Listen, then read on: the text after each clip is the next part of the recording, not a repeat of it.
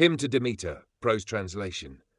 I begin to sing of Demeter, the holy goddess with the beautiful hair, and of her slender-ankled daughter, whom Hades carried off, given to him by loud thundering, far-seeing Zeus, apart from her mother, the golden-sworded, richly fruited Demeter. The maiden was playing in a meadow with the deep-bosomed daughters of Oceanus, gathering flowers, roses, crocuses, and lovely violets, irises too, hyacinths, and the wondrous narcissus. Earth herself, by the will of Zeus, had caused that flower to grow as a snare for the fair-faced maiden, an astounding marvel to be admired by all, gods and mortal men alike. From its root there sprang 100 blossoms, and its fragrance spread wide through heaven and earth, and the salt sea laughed for joy. The maiden, amazed, stretched out both hands to take the lovely toy, but the earth gaped open in the broad meadow of Nysa, and out sprang the lord of many, the son of Cronus, with his immortal horses. He seized her, unwilling, upon his golden chariot, and she cried aloud, calling upon her father, the son of Cronus, the highest and the best. But no god nor mortal heard her voice, none save tender-hearted Hecate, daughter of Perseus, who from her cave heard the cry, and the radiant Helios, the son of Hyperion. Meanwhile, far away, Zeus sat apart in his temple, receiving fair offerings from mortal men. The brother of Zeus, the Lord of many names, carried Persephone away by the will of Zeus, driving his immortal horses, the powerful son of Cronus. As long as the goddess could still see the earth and the starry heavens above, the deep sea alive with fish, and the shining light of the sun, she still hoped to look upon her mother, the revered one, and the race of the immortal gods. So long as that hope remained, it soothed her great heart, though she grieved deeply. But soon the mountain peaks and the depths of the sea echoed with her immortal cry, and her noble mother heard her voice. A sharp pain seized Demeter's heart. With her own hands she tore the veil from her ambrosial hair, threw a dark cloak over her shoulders, and set out like a bird across land and sea, searching for her daughter.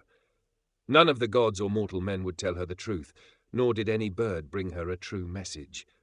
For 9 days she wandered the earth, carrying burning torches in her hands.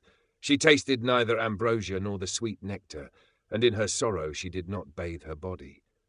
When the 10th bright dawn came, Hecate met her, holding a light in her hands, and told her that she too had heard the cry of the maiden, though she had not seen who had taken her.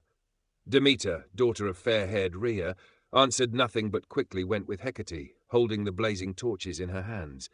Together they came to the sun, who sees all things, gods and men alike. They stood before his horses, and Demeter asked him to tell her the truth about her lost child, reminding him of her past kindness and pleading for knowledge.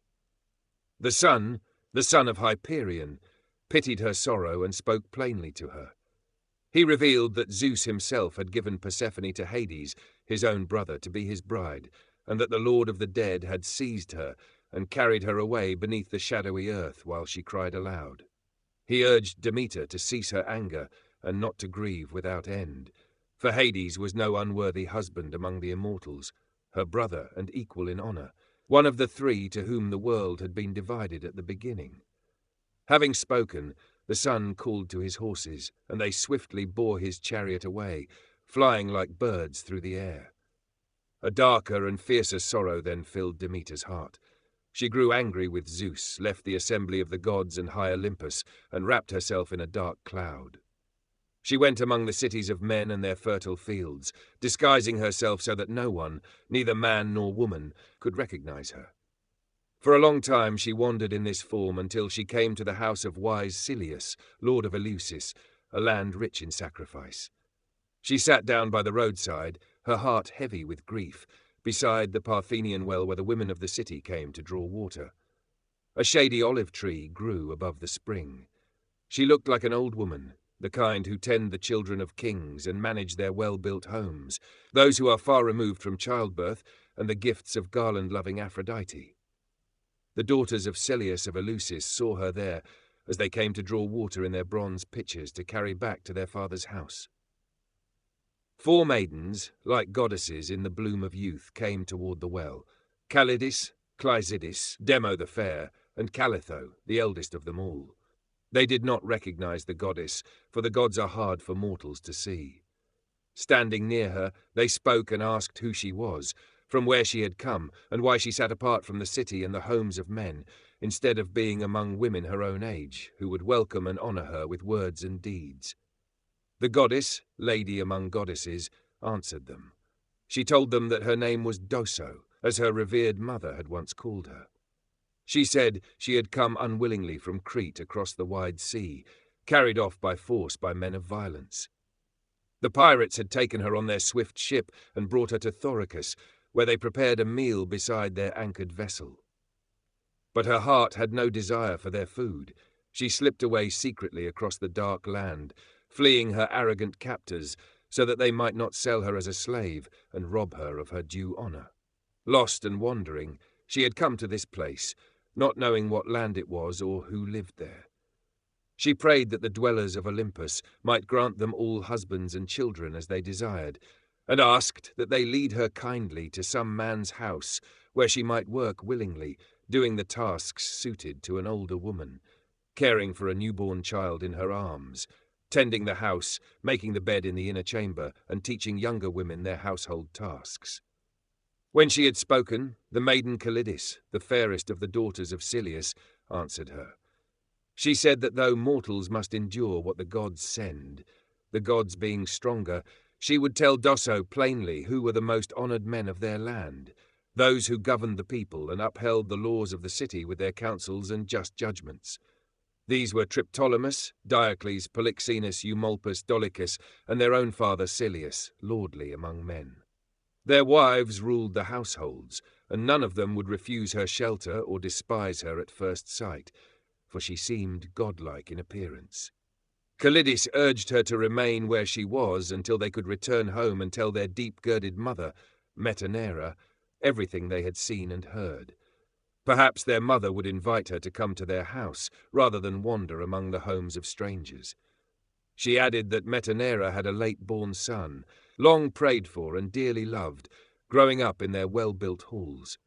If Doso would nurse him and bring him to manhood, every woman who saw her would envy her, for such a task would bring rich rewards. The goddess inclined her head in assent, and the maidens, filling their bright vessels with water, carried them home, joyful and radiant.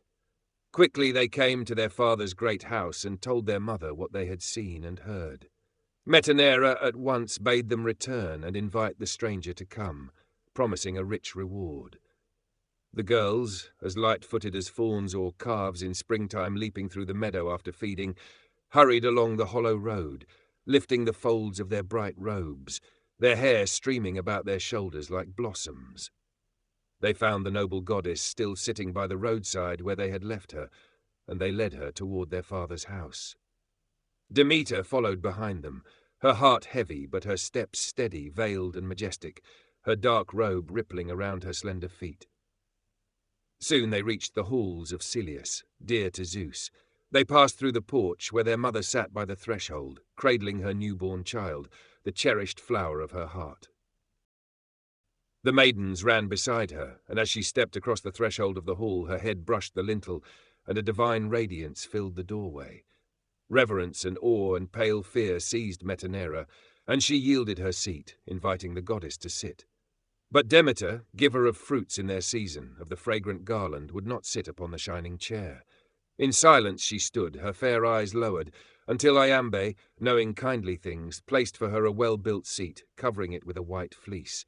There she sat, holding her veil before her face. Long she sat speechless, grieving deeply, neither speaking nor moving, but with downcast eyes and unyielding heart. She would not smile, nor taste food or drink, wasting away in longing for her deep-belted daughter. Then Iambe, skilled in soothing mirth, turned the holy lady's heart with jests and laughter, until she smiled and was comforted a little. From that time forward she was dear to Demeter's heart. Metanera then filled a cup of sweet wine and offered it to her, but Demeter refused, saying it was not lawful for her to drink the red wine. She bade her instead to mix barley meal with water and tender pennyroyal, and offer her that to drink. Metanera prepared the potion and gave it to the goddess as she directed. The lady received it, drinking it for the sake of the holy law. Then the well-girded Metanera spoke, greeting her with kindly words. She said that Demeter's face showed the grace and dignity of a noble house, like that of a queen ruling by divine right, and she offered her the charge of her late-born son, a child dear and long prayed for, whom the immortals had given her. If Demeter would raise the boy and bring him to manhood, she would earn the highest honor and gratitude from all women who saw her. Demeter answered graciously in turn, wishing her joy and good fortune, and said that she would gladly take the child and nurture him, promising that no evil spirit or witchcraft would harm him. For she knew the great charm stronger than the woodsman's axe, and the good protection against baneful magic. So speaking, she took the boy into her fragrant bosom with immortal hands, and the mother's heart rejoiced.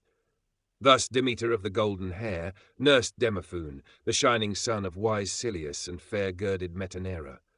The child grew like a god, not fed by mortal food, nor suckled by a mortal nurse. Demeter anointed him with ambrosia, breathing sweetly upon him and holding him in her arms. By night she hid him in the blazing fire, unknown to his parents, wishing to take from him the weakness of mortality. It was a wonder to them how swiftly he grew, shining with divine grace. She would have made him ageless and deathless, had not Metanera, in her folly, watched by night from her fragrant chamber. She saw the goddess hide her child in the fire, cried aloud, struck her thighs in terror for her son, and in her grief spoke wildly that a stranger was destroying her child in fire. Demeter heard her cry, and her heart was angered. She took the dear boy, the unexpected gift of birth, from the fire and laid him down upon the ground. With immortal hands she drew him out of the flame, wrath burning fiercely within her. Then she spoke to Metanera. Foolish and witless are mortals, unable to foresee the fate that draws near, whether of good or evil. You too, through your folly, have sinned beyond recall. By the dread oath of the gods, by the water of the Styx, I would have made your son deathless and ageless forever, granting him unfading honor. But now he shall not escape death and doom, though an undying glory shall remain to him, for he has sat upon my knees and slept within my arms. In the turning of the seasons and the years, the sons of Eleusis shall wage war and strife unceasing among themselves for his sake.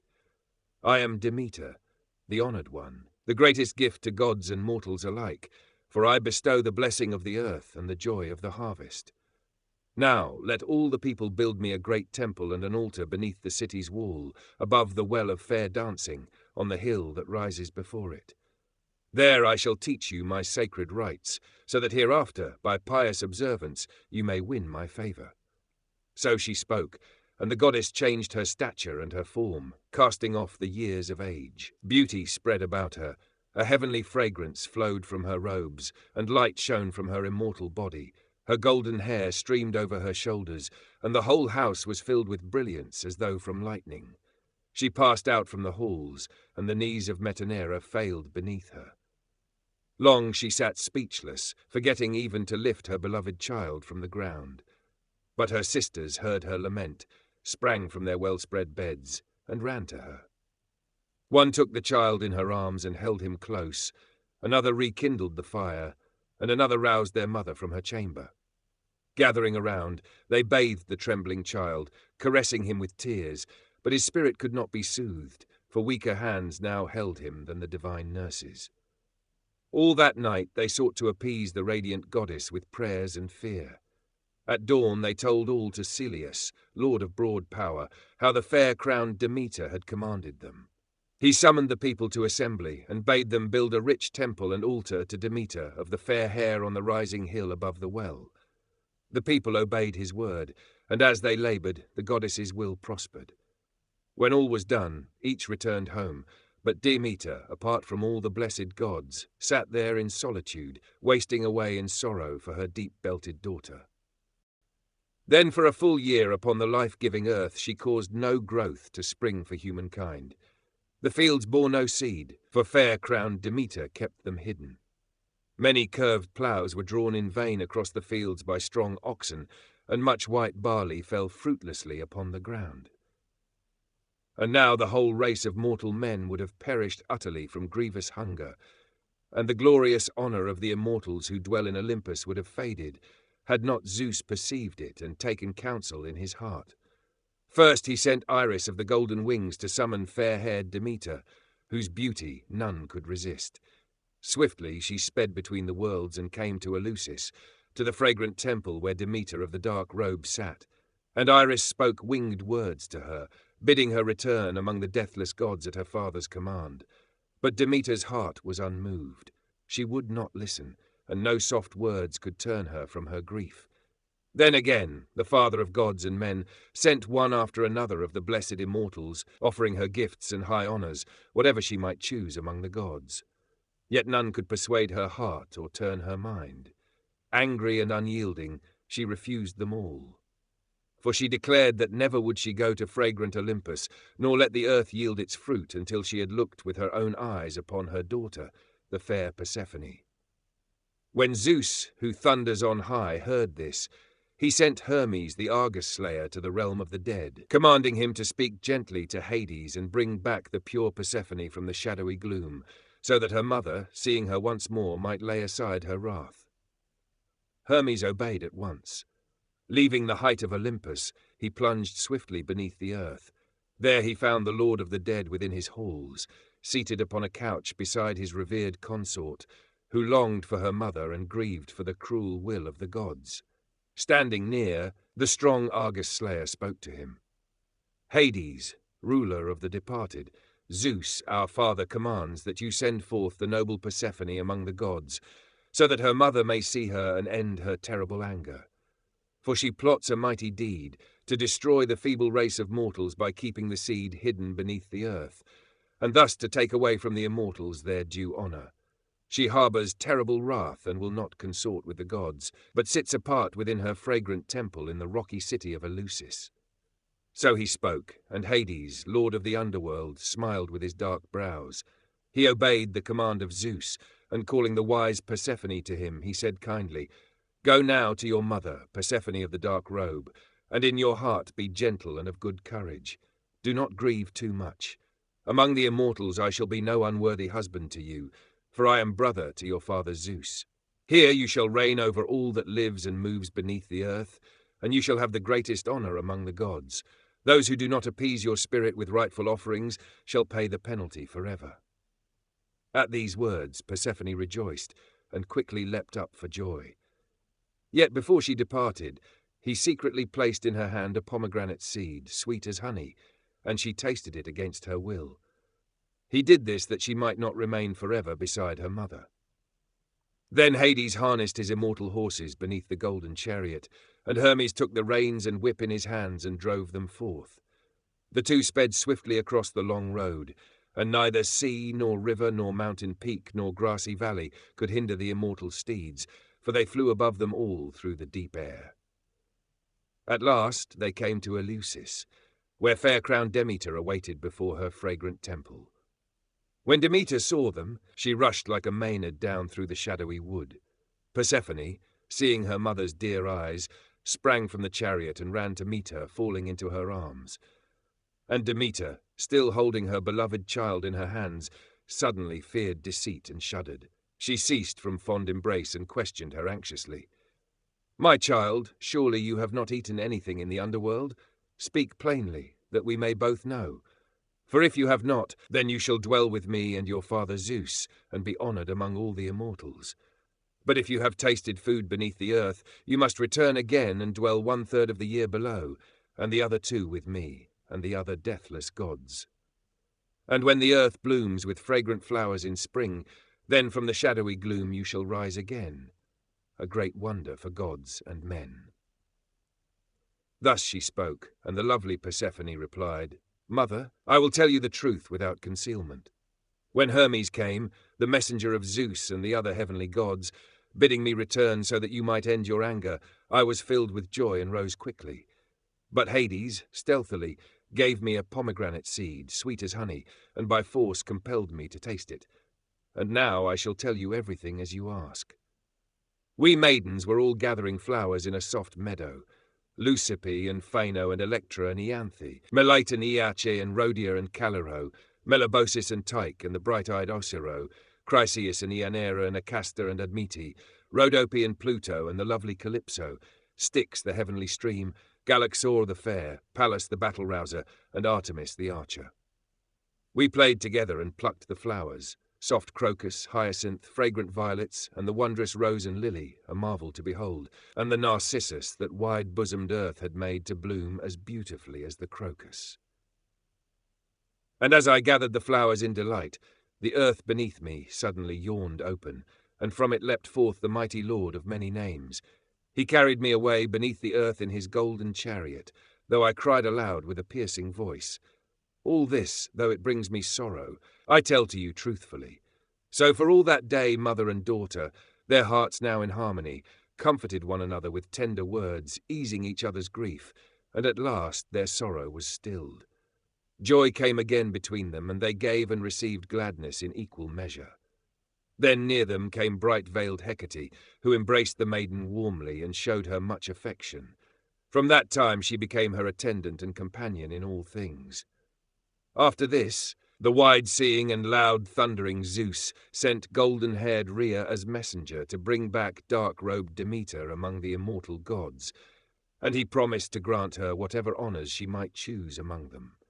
He assented also that her daughter should spend 1/3 of the year beneath the shadowy darkness, and the remaining 2/3 beside her mother and the other immortals. Demeter, goddess of the shining crown, did not disobey the messages of Zeus. Swiftly she descended from the peaks of Olympus and came to the Rarian plain, once rich and fertile ground, but now barren and leafless, for the white grain lay hidden by Demeter's will. Yet she was ready to send up the rich gift of harvest again, and soon the furrows of the ploughed fields would swell with heavy ears of corn, bound in sheaves upon the threshing floor. There, descending first from the barren sky, she and Persephone greeted one another with joy, and their hearts were filled with happiness. Then gracious Rhea of the shining veil spoke gently to Demeter, bidding her return among the gods and cease her anger. She reminded her that Zeus had granted the season's division, that Persephone should spend 1 portion of the year in the realm below, and 2 in the bright world above, and that she herself had nodded assent. She urged Demeter to obey, and not to be unyielding toward Zeus, for soon he would make the earth fruitful again for humankind. Demeter, fair-crowned and revered, was moved by her mother's words. At once she caused the earth to send forth its seed. The broad fields grew heavy with leaf and blossom, and all the land was filled with rich fruit and flowers. Then the goddess went to the kings who dispensed justice, to Triptolemus, Diocles the horse-driver, Eumolpus and Celius, leader of the people, and she taught them the sacred rites, the solemn mysteries that none may transgress, inquire into or reveal, for great reverence restrains the voice. Blessed is the mortal who has seen these things, but whoever is uninitiated and shares not in the holy rites never has the same fate when he dies, for he dwells in darkness even beneath the earth. When the holy goddess had established all her sacred laws, she returned to Olympus to dwell among the other immortals beside Zeus, who delights in thunder. There they abide, revered and honoured. Blessed is the one among mortals whom they love with favour, for swiftly do they send Plutos, the giver of wealth, to his house, bringing abundance to humankind. So hail Demeter of the golden harvest, and you too, fair Persephone. Dwell in the sacred land of Eleusis, rich in sacrifice, and in sea-girt Paros and rocky Antron. Grant us a kindly life and goodly fortune. And I, for my part, will remember you and another song yet to come.